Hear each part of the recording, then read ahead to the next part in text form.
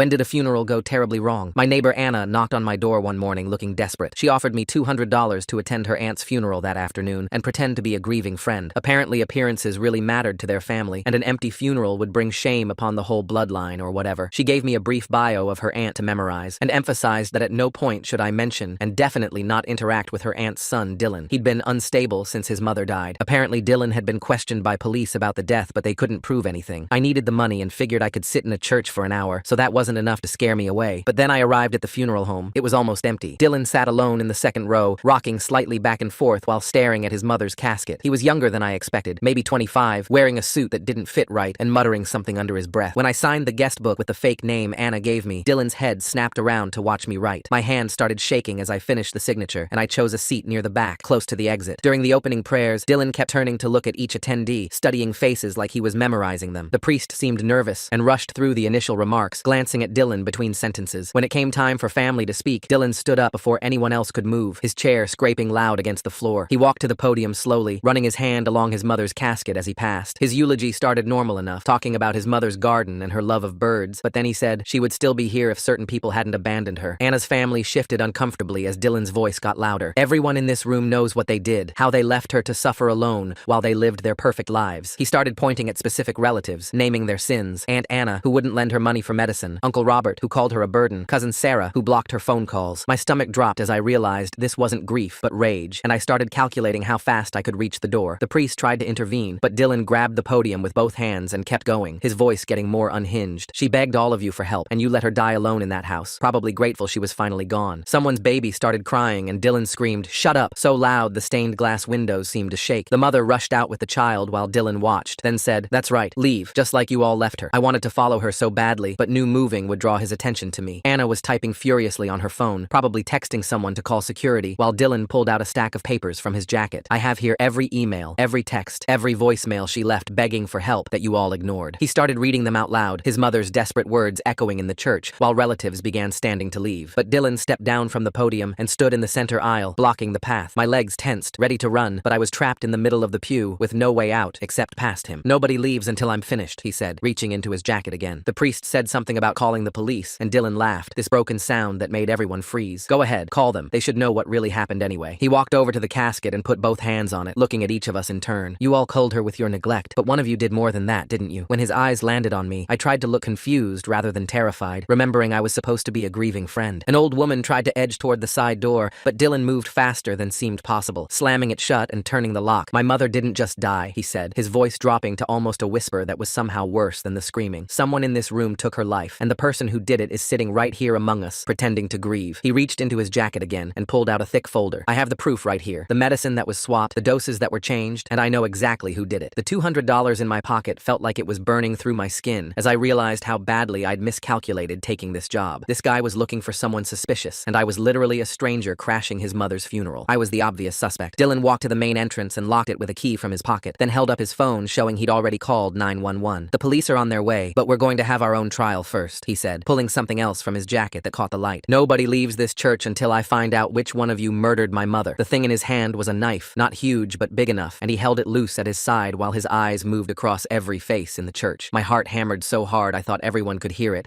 and I grabbed the pew in front of me to keep my hands steady. Dylan walked to the front row and pointed at an old man sitting there. "You? What's your name and how did you know my mother?" The old guy's voice shook as he said he was a distant cousin who hadn't visited in 3 years. Dylan made him stand up and explain why he stayed away so long. The cousin looked at the floor and admitted he stopped coming after Dylan's mother kept asking him for money. Dylan's face went dark and his hand tightened on the knife, but he moved to the next person, working down the row. I counted 14 people between him and me, trying to figure out what I'd say when he got to my seat. Anna's phone started buzzing over and over, and Dylan spun around and yelled at her to turn it off. She fumbled with it, her hands shaking bad, and I saw the screen before it went black, showing missed calls from someone labeled security. The priest stepped forward with his hands up and suggested we all pray together for Dylan's mother's soul. Dylan laughed, this bitter sound that made my skin crawl. "Prayer won't bring her back or tell us who switched her heart pills with sugar pills." My stomach turned as he explained how he found the bottles hidden in her bathroom after she died. He'd tested them himself and found out someone had been replacing her medication bit by bit, making sure her heart would give out. Uncle Robert shifted in his seat and said, "Maybe she just forgot to take the real pills sometimes." Dylan slammed his hand down on a pew so hard that everyone jumped. "She was obsessive about her medication," he screamed. "She had a chart, alarms, everything." Through the stained glass windows, red and blue lights started flashing, and I could hear car doors slamming outside. The cops were here, but Dylan didn't didn't seem to care at all. He kept going with his interrogation, moving to the next person in line. My phone vibrated in my pocket, probably Anna trying to tell me what to say, but I didn't dare reach for it. I kept my eyes down and tried to look sad instead of scared out of my mind. Dylan reached the second row and stopped at a woman who looked about 60. She said she was from his mother's book club, but hadn't been to a meeting in months. Dylan got right in her face and demanded to know why she abandoned a sick woman who needed friends. The woman started crying and said she couldn't handle watching someone deteriorate like that. Dylan stepped back and looked disgusted. So you left her to die alone because it was too hard for you to watch? The woman nodded through her tears, and Dylan moved on to the next person. Outside, someone was using a megaphone, but I couldn't make out the words through the thick church walls. Dylan ignored it completely, focused on his investigation. He questioned each person like a prosecutor, making them explain their relationship to his mother and why they weren't there when she needed them. One man admitted he owed her money and had been avoiding her. A woman said they'd had a fight about politics and stopped talking. Each confession made Dylan angrier, his knuckles white around the knife handle. When he finished the second row, he looked back at all of us. Every single one of you failed her, but one of you did more than that. He pulled out his phone and showed us a photo of pill bottles. These were supposed to keep her alive, but someone made sure they wouldn't. Anna was texting frantically now, not even trying to hide it, and I saw her type something about a back exit. But Dylan had already thought of that because he walked over and checked the side door again, making sure it was still locked. The priest tried once more to reason with him. Dylan, your mother wouldn't want this. She'd want you to find peace. Dylan spun around so fast the priest stepped back. You don't know what she wanted. None of you do, because none of you were there. He started toward the third row where I was sitting, and my whole body went cold. There were only 4 people ahead of me now. The first was an older woman who said she was a neighbor. Dylan asked her how often she checked on his mother. The woman admitted she hadn't visited in over a month because Dylan's mother had become paranoid and accused her of stealing. Dylan nodded like this confirmed something he already knew. She was paranoid because someone was gaslighting her, moving things in her house, making her think she was losing her mind. The next person was a younger guy who said he delivered groceries to her sometimes. Dylan questioned him about what he brought and when, taking notes on his phone. I wonder what Anna was thinking, sending someone to pose as a friend at this funeral when she clearly knew Dylan was unstable. There's something really off about this whole setup. Why would she need to pay someone $200 just to sit? The delivery guy mentioned that someone else had been ordering groceries for her lately, changing her usual orders. Dylan's eyes lit up like he'd found a clue. Who was ordering for her? The guy said he didn't know, just that the orders came through the app with different payment info. Dylan moved to the person right in front of me, and I could smell his sweat and something else, maybe fear or rage or both. The person in front of me started shaking as Dylan questioned them about visiting his mother last month. Their answers came out broken, and Dylan wrote everything down before moving on. A woman near the front row suddenly burst into tears, her shoulders heaving as she tried to speak. She managed to say something about how Dylan's mother had become too negative. Dylan's hand moved to his jacket pocket, and I saw his fingers wrap around something inside. The priest had been inching toward the side door during the questioning, taking tiny steps whenever Dylan looked away. Dylan's head snapped toward him, and he barked an order for the priest to sit down immediately. The priest froze mid-step, and Dylan pulled his hand from his pocket, holding a small knife that caught the light. He walked to the side door and pushed against it, showing us how it wouldn't budge. He jammed it from the outside before the service started, he explained, planning this whole thing. My heart pounded so hard I thought everyone could hear it as Dylan walked back to the center aisle. Sarah suddenly shot up from her seat 3 rows ahead of me, her voice cracking as she called this insane. She said grief was making Dylan paranoid and he needed help, not revenge. Dylan spun toward her so fast that several people gasped, pointing his finger at her face. He said she had access to his mother's house and worked at a pharmacy, making her the perfect suspect. Sarah's face went white as she admitted working at a pharmacy but insisted she'd never hurt her aunt. Dylan reached into his folder and pulled out a photo, holding it up for everyone to see. It showed Sarah's work ID badge next to a receipt for heart medication purchased with her employee discount. The date on the receipt was 2 weeks before his mother died. Sarah's mouth opened and closed like she was trying to speak, but no words came out. A man I hadn't noticed before spoke up from the back corner, identifying himself as the funeral home manager. He said we needed to let the police handle this situation properly. Dylan laughed, this harsh sound that made my skin crawl, saying the police already failed once. They didn't investigate properly when his mother died, so now he was doing their job for them. My stomach churned as I realized my turn was coming, and I'd have to explain how I knew his mother. The bio Anna gave me was just basic facts about her gardening and church activities. It wouldn't hold up under real questioning from someone who actually knew her life. Dylan moved to the next person, an elderly man who could barely stand from fear. The questioning went on for what felt like hours, but was probably only minutes. Then Dylan pulled out his phone and held it up, pressing play on a voicemail. His mother's voice filled the church, weak and desperate, begging Anna for just $50 for groceries. The message continued, and we heard Anna's voice respond coldly that she was done enabling her sister. Anna's face went completely white as everyone turned to look at her. Dylan played another message, his mother sounding even weaker, mentioning that she hadn't eaten in 2 days. Then another where she begged Uncle Robert for help with her electric bill before they shut off her power. Uncle Robert stared at the floor as his wife grabbed his arm. Dylan kept playing messages, each one more desperate than the last. His mother's voice grew weaker in each recording, mentioning chest pains that kept her up at night. She described shortness of breath that made it hard to walk to the kitchen. Several relatives looked away or covered their faces as the messages played. One message had his mother crying, saying she could feel her heart skipping beats but couldn't afford the doctor. Another had her begging Sarah to pick up her prescription, saying she'd pay her back somehow. Sarah was crying now, shaking her head like she wanted to deny it all. The priest cleared his throat and offered to call Dylan's mother's doctor to verify her medical condition. Dylan said the doctor already confirmed she died of heart failure, which everyone knew. What he wanted to know was who caused that heart failure by denying her help and medicine. An older man I hadn't noticed before slowly stood up from a back pew. He identified himself as Dylan's mother's brother and said Dylan needed professional help. He insisted his sister's death was natural, and this paranoia was a symptom of Dylan's mental breakdown. Dylan's face turned red as he stared at his uncle, his hand tightening on the knife. The uncle kept talking, saying Dylan had always been unstable, even before his mother got sick. He mentioned incidents from Dylan's childhood, times he'd acted out violently or made false accusations. Dylan started walking toward his uncle, each step deliberate and measured. Everyone in the church seemed to hold their breath as Dylan got closer to the man. The uncle didn't back down, maintaining eye contact as Dylan approached him. When Dylan was just feet away, the uncle said something about getting Dylan committed for evaluation. That's when we heard the sirens getting closer, multiple police cars from the sound of it. Dylan stopped just inches from his uncle's face and reached into his folder again, pulling out a grainy black and white photo. His hands shook slightly as he held it up for everyone to see. The picture showed someone at a pharmacy counter, but the quality was so bad you could barely make out if it was a man or woman. Dylan pointed at the figure in the photo and then at Sarah, who was sitting 3 rows behind me. Sarah stood up fast, her purse falling off her lap and spilling lipstick and tissues across the floor. She kept shaking her head while Dylan walked toward her holding the photo higher. The timestamp on the photo said it was from 3 weeks before his mother died. Sarah grabbed the photo from his hands and stared at it, then held it up toward the stained glass windows, trying to get better light. Her face went pale as she looked closer at the blurry figure. Dylan's phone started ringing loud in the quiet church, and everyone jumped at the sudden noise. He looked at the screen, and his expression changed from angry to confused. After 3 more rings, he answered and immediately put it on speaker without saying hello. A woman's calm voice filled the church, introducing herself as Detective Cardenas. She asked Dylan to please let the elderly people and children leave the church right away. Dylan walked back toward the main door and stood in front of it with his arms crossed. He told the detective that nobody was leaving until someone confessed to killing his mother. The detective's voice stayed calm as she asked what evidence he had besides the medication that had been tampered with. Dylan set his phone on a pew and started pulling more papers from his folder. He said he found searches on his mother's computer for untraceable poisons from 2 days before she got sick. Anna suddenly gasped from her seat near the front and said his mother must have been researching for her mystery novels. She used to write them years ago and was always looking up weird stuff for her stories. Dylan laughed, but it wasn't a happy sound at all. He said his mother hadn't written anything in years because she was too sick and depressed to even get out of bed most days. The receipt he'd shown earlier was still sitting on the podium, and I could see it from my seat. Something about it looked wrong, and then I realized the pharmacy logo was different from the one where Sarah worked. My heart started racing as I tried to decide if I should say something or just stay quiet and hope he didn't notice me. Sarah suddenly jumped up again and said her friend Octavia worked at that pharmacy chain. She reached for her phone, even though Dylan had warned everyone not to use them earlier. Dylan watched as she scrolled through her contacts with shaking fingers. Sarah found the number and looked at Dylan, waiting to see if he'd stop her. He nodded once, and she dialed, putting it on speaker like he had with the detective. The phone rang 4 times before a woman answered, sounding confused about why Sarah was calling during work. Sarah's words came out in a rush, asking if anyone had used her employee information to buy heart medication 3 weeks ago. Octavia said she'd need to check the computer records, but it would take a few minutes to pull everything up. The church went completely silent, except for the sound of typing coming through Sarah's phone and the police radio chatter getting louder outside. We could all hear Octavia clicking through different screens and occasionally making little humming sounds as she searched. The detective's voice came back through Dylan's phone, asking about his relationship with his mother while we waited. Dylan's shoulders dropped a little as he admitted they fought all the time about her refusing to move to an assisted living place. He said he begged her every week to let him help, but she was too stubborn and proud to leave her house. His voice cracked when he said he would never hurt her, no matter how frustrated he got. Uncle Robert cleared his throat loud enough for everyone to hear and then stood up from his pew. He mentioned that Dylan's mother had changed her will just a month before she died. Instead of splitting everything between the family like she'd always planned, she left it all to Dylan. Several relatives turned in their seats to stare at Dylan with their mouths hanging open. Dylan's face went red, and he started yelling that he didn't even know about the will until after she died. The detective asked him to stay calm, but Dylan was pacing now, his footsteps echoing off the stone floor. How did Dylan get those voicemails if his mom was calling other people? That grainy pharmacy photo is making me think. Who took it, and why keep something so blurry? Sarah's phone made a noise, and Octavia said she found something in the system. Everyone leaned forward trying to hear better as Octavia explained someone had used Sarah's old employee code from when she worked there 5 years ago. The purchase was for the exact medication Dylan's mother had been taking, but in a different dosage. Sarah started crying and saying she hadn't worked there in years and didn't even remember her code. Dylan grabbed Sarah's phone and asked Octavia if there were security cameras that far back. Octavia said the footage was deleted after 30 days, but the transaction showed it was paid in cash. The detective on Dylan's phone said she needed everyone to stay calm until officers could arrive and take statements. Through the stained glass windows, we could see red and blue lights flashing as police cars pulled up outside. Dylan's face went bright red as he yanked papers from his folder and waved them at the room. The will change was dated 6 months ago, way before his mother got really sick and he started yelling about how they only cared about her money. His phone buzzed and Octavia's voice came through the speaker saying someone had used an employee discount that day for the medicine purchase, but the name in their system was smudged and she could only tell it was paid in cash. The priest cleared his throat and asked real quiet if people could at least use the bathroom, and Dylan thought about it for a second before saying, okay, but only one at a time with the funeral home manager as an escort, starting with the old folks. An elderly woman stood up first, shaking as she walked toward the side door with the manager, and I saw her lean close to whisper something urgent to him as they passed Dylan's line of sight. Dylan's head snapped toward them, and he demanded to know what she'd said, his voice getting louder and more paranoid with each word. The manager tried to stay calm, but Dylan grabbed his arm, and the guy admitted she'd asked him to unlock a window in the bathroom so people could escape. Dylan completely lost it then, screaming at everyone to hand over their phones right now, and he grabbed a donation box from a pew and started going row by row collecting them. Anna tried to protest, but Dylan pointed the knife right at her face and said she was the one who benefited most from his mother's death because now there were no more begging calls and no more guilt trips. She handed over her phone while tears ran down her face, and then Dylan moved toward my row. When he got to me, his eyes narrowed and he asked my name, so I gave him the fake one Anna had told me to use, trying to keep my voice steady while remembering all the made-up details about our friendship. He asked how I knew his mother and I told him we met at the library and bonded over mystery novels, my heart pounding as he asked which authors. I named a few popular ones I'd seen at the grocery store checkout, praying they were the right kind, and watched his face for any sign he didn't believe me. Dylan stared at me for what felt like forever before moving on to the next person, but my relief didn't last long because he announced he was going to check everyone's ID against the guest book to find anyone who didn't belong. The detective's voice came through his phone, asking if she could send in water and insulin for a diabetic person who needed it, and Dylan thought about it before agreeing, but only if one officer brought it alone and unarmed. The detective agreed, even though you could hear she didn't like it, and Dylan walked back to the front of the church to wait by the door. Everyone was looking at each other, trying to figure out what to do, and I could feel sweat running down my back as I realized I had no ID that matched the fake name I'd given. The old woman who'd gone to the bathroom was back in her seat, looking defeated, and the manager stood against the wall with his hands shaking. Dylan kept pacing between the casket and the door, muttering about how someone in this room was a killer, and he was going to prove it. My pocket felt like it was on fire where Anna's $200 sat folded up, and I started thinking about whether I should just confess I was hired to be here before he figured it out himself. But then I remembered what he'd said about his mother being murdered, and realized confessing might make me look like I was involved in something way worse than just crashing a funeral for money. The knife in Dylan's hand caught the light from the stained glass windows as he turned to face us again, and I could see fresh scratches on the blade like he'd been using it recently. Outside, more sirens were arriving, and through the windows, we could see cops setting up some kind of perimeter around the church. Dylan noticed too and laughed, saying they could surround the place all they wanted, but nobody was leaving until he found out who killed his mother. He walked over to Uncle Robert and demanded to see his ID first, and Robert fumbled with his wallet while his hands shook. Dylan compared the name to the guest book and moved on to the next person, getting closer to my row with each check. I tried to think of an excuse for why my ID wouldn't match, but my mind was completely blank with panic. Anna was crying harder now, probably realizing her plan to make the funeral look full was about to get me and maybe her in serious trouble. Dylan finished checking another person's ID and moved to the row in front of me, only 3 people away from discovering I didn't belong here. The detective's voice came through the phone again, saying the officer was ready to come in with the supplies, and Dylan walked to the door to unlock it, giving me a few more seconds to figure out what I was going to do when he got to me. The door opened, and a guy in a paramedic uniform walked in, carrying a box of water bottles and medical supplies. He moved through the room, checking on people, taking the old man's pulse, and giving him some glucose tablets from his kit. Dylan watched every move the paramedic made while still holding those IDs he'd been checking. The paramedic's name tag said Palmer, and he worked his way around the room real calm, like he'd done this 100 times before. When Palmer got to me, I scribbled a quick note on the back of a prayer card about that pharmacy receipt Sarah had shown earlier. Palmer took my pulse, and I pressed the note into his palm while he checked my wrist. He didn't react at all, just slipped it into his pocket and moved on to the next person. Dylan went back to checking IDs against the guest book, comparing each driver's license to what people had written when they came in. He was only 2 people away from me now, and my hands started sweating. The woman in front of me handed over her license, and Dylan studied it, then nodded and gave it back. Then he was standing right in front of me, holding out his hand for my ID. I pulled my wallet out slow, trying to think of what to say, and handed him my license. His eyes went from the license to the guest book, then back to the license, and his whole face changed. "This says your name is different from what you wrote," he said loud enough for everyone to hear. Every single person turned to look at me, and I felt my face get hot. "I sometimes use my middle name socially," I said, but even I could hear how fake that sounded. Dylan's hand with the knife started shaking, and he stepped closer to me. "You're lying," he said, and his voice had gone real quiet, which was worse than the yelling. "Who are you really, and why are you here?" The detective's voice came through the phone speaker, saying she had information about that pharmacy receipt. "I traced it to a different location entirely," she said. "Neither Sarah nor her friend works at that pharmacy." Dylan looked torn between dealing with me and this new information about the pharmacy. The priest cleared his throat and said, "Maybe I should explain myself fully to everyone." I knew I had no choice now. Everyone was staring at me, waiting for an answer. "Anna asked me to come," I said, and Anna's face went white. "She said she needed support support during the funeral. Dylan spun around to face Anna, so fast she took a step back. You brought strangers to my mother's funeral? His voice was getting louder with each word. Why would you need to bring outsiders to a family event? Anna started crying, and her hands were shaking as she tried to explain. I've been hiring people to attend family events for years, she said between sobs. Our family kept getting smaller, and I was so ashamed of how few of us were left. The room went dead silent for a second before everyone started talking at once. Uncle Robert looked disgusted and shook his head at Anna. Sarah actually laughed, this bitter sound that cut through all the other noise. This is so typical of you, Anna, Sarah said, always worried about how things look while our aunt was dying alone. That set everyone off, and suddenly the whole family was yelling at each other. Anna was sobbing about how she just wanted the family to seem normal and respectable. Uncle Robert was saying this was exactly why he stopped coming to family gatherings. Sarah kept bringing up every time Anna had chosen appearances over actually helping their aunt. Dylan stood in the middle of it all, still holding my license, looking like he didn't know what to do with all this new information. The priest tried to calm everyone down, but nobody was listening to him anymore. Palmer, the paramedic, had moved closer to the door and was talking quietly into his radio. The detective's voice came through the phone again, saying she needed Dylan to focus on the pharmacy lead. This is important, she said. The pharmacy where that receipt came from is connected to several other suspicious deaths. Dylan looked at the phone, then at me, then at his family tearing into each other. His mother's casket sat there in the middle of all this chaos, and I saw his face crumple for just a second. Palmer slipping that note into his pocket without even blinking makes me wonder if he's done this kind of thing before. The way Dylan's checking every ID against that guest book seems really careful for someone who just grabbed a knife and started making threats about his mom being murdered. Then he threw my license back at me and grabbed the phone to talk to the detective. Tell me everything about this pharmacy, he said, turning his back on the family fight. Anna was trying to defend herself, saying she just wanted their aunt to have a proper funeral with people there. Sarah shot back that their aunt would have preferred one real person over a room full of paid strangers. The relatives were taking sides now, some defending Anna and others attacking her. An older woman said Anna had always been fake, and this just proved it. Someone else said at least Anna showed up, which was more than half the family did. Palmer had opened the door, and 2 more paramedics came in, moving through the crowd, checking on people who looked upset. The detective was explaining something about prescription patterns, and Dylan was writing notes on his hand with a pen he'd grabbed from the podium. I sat there with my license in my lap, wondering if I should try to leave while everyone was distracted. But Dylan kept glancing back at me every few seconds like he wasn't done with me yet. The family fight was getting worse, and someone shoved someone else and a vase got knocked over. Water from the broken vase spread across the floor, while Uncle Robert grabbed someone's collar and Anna tried to pull them apart. Dylan watched the whole mess unfold, and something changed in his face, like he was seeing his family for the first time. The detective's phone buzzed, and she stepped away from the chaos to answer it, holding up one hand to get everyone's attention. Dylan's pen dropped from his hand and rolled under a pew as he looked around at all of us, at the fighting and the shouting and the broken flowers scattered everywhere. His shoulders started shaking, but it wasn't from anger anymore. It was something worse, like watching someone realize their whole world was a lie. The detective ended her call and walked back to the center of the room, pulling out her notebook. She said the pharmacy team found where that receipt came from, a little place near Shady Oaks Assisted Living, the facility Dylan had been begging his mom to move into for months. The purchase was cash, no credit card trail, but the pharmacist remembered the buyer because they asked so many questions about generic versions of heart medication. Dylan's whole body went rigid, and he stared at the detective like she'd just shot him. Everyone else went quiet, waiting for him to explode, but instead, he sank down onto the nearest pew and put his head in his hands. After what felt like forever, he looked up and said, yeah, he bought those pills. He was trying to find cheaper options for his mom because she kept crying about not being able to afford her prescriptions. Uncle Robert cleared his throat, and everyone turned to look at him. His face was red and sweaty, and he kept pulling at his tie like it was choking him. He admitted he told Dylan's mom to stop wasting money on name-brand drugs when generics worked just as good. Said she was being dramatic about needing specific brands. Sarah started crying then, real ugly crying with snot and everything, and between sobs, she confessed she told her aunt to skip doses sometimes to make the bottles last longer. She thought missing a pill here and there wouldn't matter that much, especially when money was so tight. More people started talking over each other, admitting things they'd said or done. Someone told her to try herbal supplements instead. Another person said they gave her advice about cutting pills in half to stretch them out. The old woman near the back admitted she told Dylan's mom that doctors overprescribe anyway, and she probably didn't need half of what they gave her. Each confession hit Dylan like a physical blow, and he kept flinching, his hands gripping the edge of the pew so hard his knuckles went white. The detective was writing everything down, her face getting more and more concerned as the picture came together. All these people giving conflicting medical advice to a sick woman who just wanted help paying for her medicine. Dylan stood up suddenly, and everyone stepped back, but he just walked to his mother's casket and put both hands on it, his whole body shaking now. The detective approached him carefully and suggested maybe this wasn't murder at all, just a horrible accident caused by poverty and too many people thinking they knew better than doctors. She asked Dylan to unlock the doors so they could investigate properly without anyone being held against their will. Dylan nodded, but said he needed everyone to say it out loud first, to admit what they did to his mother. One by one, people stepped forward. Anna admitted she ignored her aunt's calls because she was tired of hearing about money problems. Uncle Robert said he called her a burden to her face the last time they talked. Sarah confessed she blocked her number after too many late-night crying calls. Each admission made Dylan sink lower until he was basically collapsed against the casket. When everyone else had spoken, all eyes turned to me. I reached into my pocket and pulled out the $200 Anna gave me, the bills damp with sweat from being clutched so tight. I walked to the front and put the money on the pew next to Dylan, then told everyone Anna paid me to be here because she was worried about how an empty funeral would look. The whole room went silent, and Anna's face turned bright red. She rushed forward and tried to grab the money, saying I should keep it, that she was sorry, that she didn't mean for things to go this way. I pushed her hand away and said the money should go to getting Dylan's mom a real headstone instead of whatever cheap marker they were planning. It felt like the smallest, most useless gesture, but I didn't know what else to do. Dylan picked up the bills and stared at them like he'd never seen money before, then looked at Anna with this expression that was somehow worse than anger. The detective gently took the money from Dylan's hand and put it in an evidence bag, saying they'd need to document everything for the investigation. Dylan finally walked to the main door and unlocked it with shaking hands, then went back to sit next to his mother's casket while people started filing out. Most of them couldn't even look at him as they passed. Anna tried to approach him, but he held up one hand without looking at her, and she stopped, then turned and basically ran out of the church. I stood there not knowing if I should leave or stay, watching Dylan sit alone with his dead mother while the detective made phone calls and the priest started cleaning up the broken vase. Dylan stood up slowly and walked back to the front doors, pulling the key from his pocket with shaking hands. He turned it in the lock and stepped aside as people rushed out like water breaking through a dam. I stayed in my pew, watching everyone push past each other to escape. The detective put her phone away and nodded at two officers who entered carefully through the open doors. They approached Dylan with their hands visible but ready, speaking to him in calm voices I couldn't quite hear. He didn't fight when they took the knife from his jacket, just handed it over handle first and let them guide him outside. The church emptied fast after that, leaving just me, the priest, and a few officers taking pictures of everything. Detective Cardenas walked over to my pew and asked me to come give my statement at the station. I followed her out past the broken flowers and overturned chairs, past Dylan sitting in the back of a police car, staring at nothing. At the station, she led me to a small room that smelled like old coffee and had me write down everything that happened. When I got to the part about Anna paying me to attend, she stopped writing and looked up at me with this disappointed expression. She said I could face charges for false representation at a funeral, that what I did was fraud, even if I didn't know things would go bad. She told me I should have known better than to take money to pretend to grieve someone I never met. I handed over the $200 from my pocket and she put it in an evidence bag, saying it would be returned to Anna's family. Outside the station, I watched them load Dylan into an ambulance instead of taking him to jail. The paramedics were gentle with him, talking softly as they helped him onto the stretcher. His family stood around the parking lot in small groups, some still arguing about what he'd said in the church, others just standing there looking lost. Anna walked up to me near my car, her makeup running down her face in black streaks. She started saying she was sorry for getting me involved, but then tried to explain why it mattered, so much that the funeral looked respectable. She kept talking about family reputation and how empty funerals reflected badly on everyone, like that justified putting me in danger. I got in my car without saying anything and drove away while she was still talking. The parking lot was full of police cars and people who'd heard something happened and came to watch. They had no idea about the knife or the locked doors or how scared everyone had been inside. 3 days later, a court officer knocked on my door with a subpoena, requiring me to testify at the inquest into Dylan's mother's death. Detective Cardenas called that afternoon to explain they'd found evidence of medical neglect by the family, but no signs of intentional murder. She said Dylan's mother had needed expensive treatments the family refused to help pay for, and she died alone in her house after rationing her medication to make it last longer. The detective said my testimony about what happened at the funeral would be important for understanding Dylan's mental state. Over the next few days, Anna left 7 voicemails on my phone, each one more angry than the last. First, she demanded I return the money even though the police already had it. Then she threatened to sue me for emotional distress and defamation of character. The way Dylan's whole body language changed when he heard about that pharmacy near Shady Oaks really makes me wonder what was going through his mind in that exact moment. Did he realize right then that his mom died because everyone, including him, was trying? In the last message, she said I'd ruined her family's reputation and she'd make sure everyone knew what kind of person I was. I saved all the messages in case I needed them as evidence of our original deal. My neighbor asked if I was okay because I looked tired, and I realized I hadn't been sleeping well since the funeral. Every time I closed my eyes, I was back in that church with Dylan standing between us and the door. I kept hearing the sound of the lock turning and feeling that trapped panic all over again. 2 weeks after the funeral, I still woke up sweating from dreams about being locked in small spaces. I'd already decided to tell the truth at the inquest about everything, including why I was really at that funeral. Maybe admitting my part in the whole mess would help me stop feeling so guilty about taking that money. The inquest was scheduled for next month, and I spent a lot of time thinking about what I'd say. Part of me wanted to protect Anna despite everything, but I knew lying under oath would only make things worse. Dylan deserved to have the whole truth come out about how his family treated his mother, even if that truth included me pretending to care about a woman I'd never met. Thanks for sticking around while I rambled through all these random questions. Hopefully my curiosity wasn't too much. I'll catch you in the next one. Like the video, it helps more than you think.